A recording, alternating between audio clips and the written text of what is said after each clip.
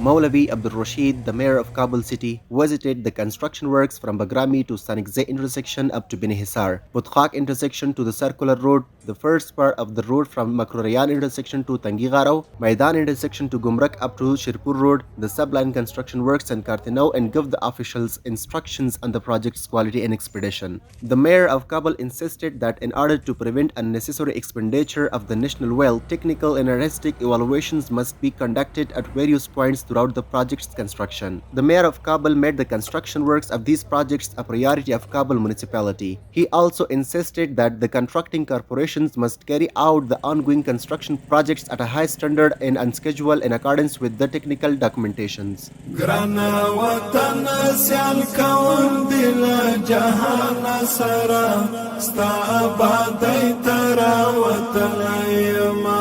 ستا آبادی ترا وطن یما گرانا وطن سیال کون دل جهان سرا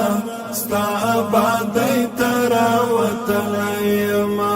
ستا آبادی ترا وطن یما